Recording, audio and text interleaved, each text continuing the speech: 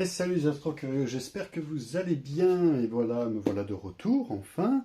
Après de longs mois d'absence, ça y est, je me remets un petit coup devant la caméra. Donc je vous avais dit pour la plupart d'entre vous que je reviendrai au mois de septembre.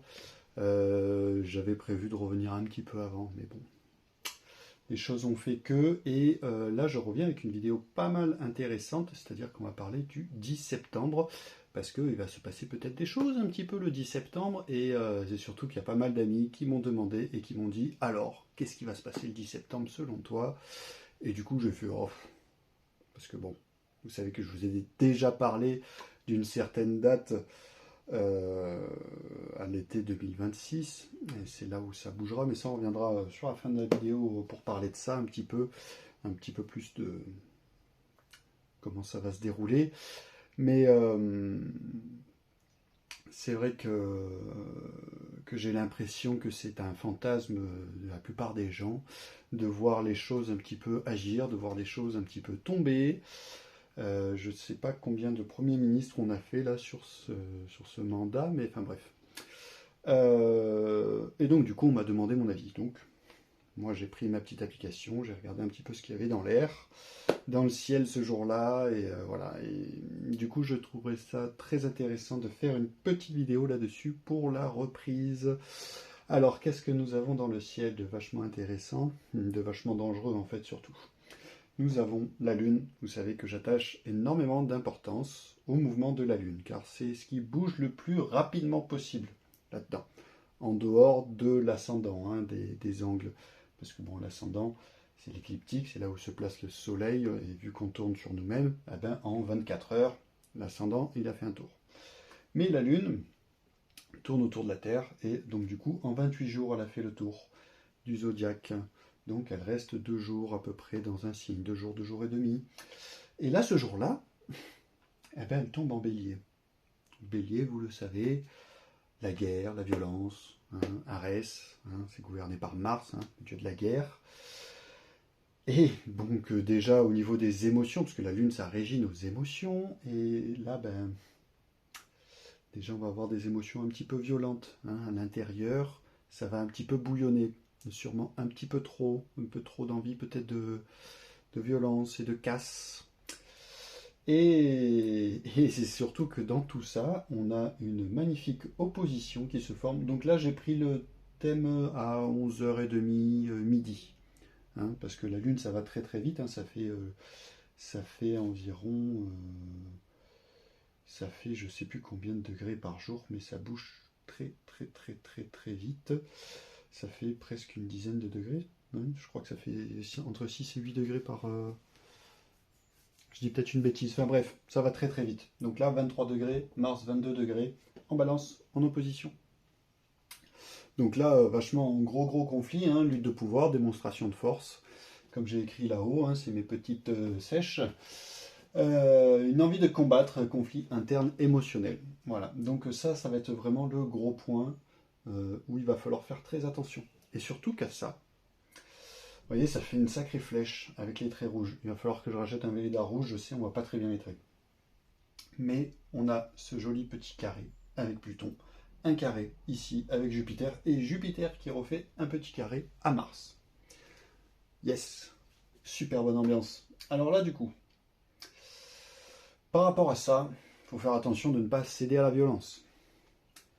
Le carré avec Pluton risque de crise et d'auto-sabotage, hein, parce que ben, ça c'est la planète des enfers, c'est l'autodestruction, c'est la transformation. Mais ça passe aussi par la destruction, hein, pour la transformation, avant de la reconstruction. Et la Lune et Pluton, ben, c'est pas tip top quand même. Hein. Donc, et puis surtout que ben, Bélier est là Verseau en fait. Hein. Donc fin du Bélier et début du Verseau. Et cela forme un carré. Donc ça va pas être top. Et du coup, ce carré-là, qui va nous amener du coup, à amplifier un petit peu les choses et à pousser un petit peu à l'excès. Le Jupiter en carré à la Lune pousse à l'excès, là où se trouve la Lune. Donc on risque d'avoir quand même de la casse, de pas mal de colère. Et Après, on verra bien, hein, je ne suis pas un oracle, hein, mais... Et du coup, oui, et ce carré-là, donc en fait, Arès, hein, enfin Mars qui est Arès, le fils de Zeus, de Jupiter. Quand on a ce genre de configuration, c'est conflit avec l'autorité. On est quand même vachement dans le thème. Maintenant, on va parler quand même des petits traits bleus. À savoir que ben, là, les traits rouges, et ouh là là, il faut faire attention, tension. Et les traits bleus, c'est bénéfique, c'est la chance, c'est les opportunités. Oui et non. Là, à savoir qu'il y a ce petit trait-là, qui est un sextile, hein, un angle à 60 degrés, entre Mars et Vénus. Vénus, Aphrodite, Mars, Arès, les deux amants, qui n'étaient pas mariés. Et qui, quand eux, ils communiquent, ben, c'est vachement enflammé, c'est vachement dans la passion. Il faut garder quand même à l'esprit que certes, Aphrodite ne se bat pas, ne sort pas les armes, mais elle aime créer des conflits. Elle aime semer la zizanie. Et là, en l'occurrence, elle peut envoyer un petit peu de feu à ce Mars, bien qu'il soit en balance. Mars en balance, c'est pas le plus violent. Mais par contre, c'est un grand stratège. C'est là où je vais en venir justement aux éventuelles manœuvres politiques derrière. À savoir que du coup, on a le Soleil et Mercure qui sont dans le signe de la Vierge. La Vierge qui est très dans l'organisation, très maniaque, mais c'est aussi la critique, la Vierge. Donc là, on pourrait avoir pas mal de manœuvres politiques qui vont aller dénoncer, qui vont aller critiquer les uns les autres. Mais on va aussi avoir quand même une grande facilité au niveau de la communication là-dedans. Parce que la Vierge est gouvernée par Mercure, et Mercure c'est l'intellect et la communication. D'accord. Et du coup, il y a aussi, et voilà, il y a ces deux petits en conjonction, le Soleil et Mercure, qui font un joli sextile à Jupiter. Alors là, ce sextile à Jupiter, lui, va donner de la chance et de la facilité.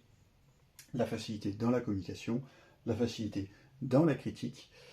Et ne pas oublier quand même que le signe de la Vierge, donc ça c'est pour, on va dire, le parti qui est en place, pour pas citer de nom. La Vierge, vous savez très bien que je réfère énormément à la mythologie, et la Vierge c'est rattaché à Déméter. Et si vous connaissez un petit peu le mythe de Déméter et de Perséphone, elle a quand même condamné l'humanité hein, à la famine. Voilà, je vous laisse là-dessus. Et alors, qu'est-ce que j'ai marqué d'autre? Oui, l'emploi du coup de Mars en balance. Comme je vous ai dit, Mars en balance, c'est un côté très très très stratégique. Et justement, le gouvernement en place pourrait énormément se servir en fait de tout ça. De l'envie de violence, de l'impulsivité au niveau émotionnel du peuple, hein, avec cet auto-sabotage qui va lui-même se provoquer en fait. Hein. Et cet excès, hein, en plus, ah ben lui va dire, il va peut-être se placer là, s'il se sert de l'astrologie, pour justement ben, diviser. Diviser hein, pour mieux régner, hein, c'est bien connu. Voilà, voilà un petit peu la stratégie qui pourrait y avoir hein, derrière tout ça. Surtout que je voulais revenir sur autre chose. Ouais, ouais. Attention à la perte d'équilibre hein, et la juste mesure. Oui, c'est là en fait hein, qu'il faut que le peuple arrive à se placer. Les vrais atouts et avantages en fait de cette journée-là, c'est la communication. Or là, le peuple il est dans l'action et c'est pas le moment d'agir. Et le véritable moment d'agir, c'est quand nos quatre petits personnages là, hein, bien lents, il est où 1, 2, 3, 4, oui c'est ça. Hein, c'est nos planètes lentes, hein. Uranus qui met 84 ans à faire le tour du zodiaque, hein. Donc il reste 8 ans dans un signe, on a Neptune 165 ans, 14 ans environ, Saturne 29 ans et demi, donc il reste 2 ans et demi dans un signe, et Pluton 248 ans, donc en moyenne 20 ans dans un signe. Et je vous en ai déjà parlé, 2025-2026, ces planètes-là vont rentrer, vont changer de signe la même année. Et ils sont déjà rentrés, sauf que l'astrologie est calculée comme si nous étions au centre. Donc de notre point de vue, ces planètes-là, à un moment donné, reculent dans le zodiaque. Et donc là, elles sont en train de retourner. Elles sont rentrées une première fois, Saturne et Neptune sont rentrés une première fois en Bélier. Pluton, ça y est, il est rentré définitivement en Verseau. Uranus est rentré en Gémeaux, là il est en train de reculer, il va retourner en Taureau. Et en fait, tout ça, c'était un petit avant-goût, en fait, c'était pour nous montrer la voie. Hein. C'était pour nous montrer la petite lumière verte, en fait, hein, de la sortie de secours. Mais c'est pas encore vraiment le moment d'agir. Il faut laisser, vous voyez, j'ai mis des gros R bleus là, rétrograde, rétrograde, rétrograde, rétrograde. Toutes ces planètes-là là, sont en train de reculer et vont revenir dans ces schémas qu'on a eus. Et je pense que le pouvoir en place va réutiliser, réemployer tout ce qu'il a utilisé sur ces 8 dernières années, 14 dernières années, 20 dernières années. Et on pourrait parler d'un petit outil qui a été employé il y a 5 ans. Bref. Donc en fait c'est ça qu'il faut attendre là, c'est ce gros triangle bleu là. Les sextiles se forment, le trigone se forme, mais il faut en fait que ça se place en bélier, que ça se soit bien ancré en gémeaux. Moi là ce que je redoute vraiment ça va être dans les mois à venir parce que là Neptune est encore en bélier mais il va retourner en poisson, Uranus est encore en gémeaux mais il va retourner en taureau. Et voilà, ça va être sur la fin d'année 2025 que je vais vraiment redouter et je vais revenir là-dessus pour être un petit peu dans la prévention à ma toute petite échelle avec mes petits 60 abonnés. Mais bon, ben, si vous avez envie de partager tout ça, la vidéo, ben, je vous remercierai énormément.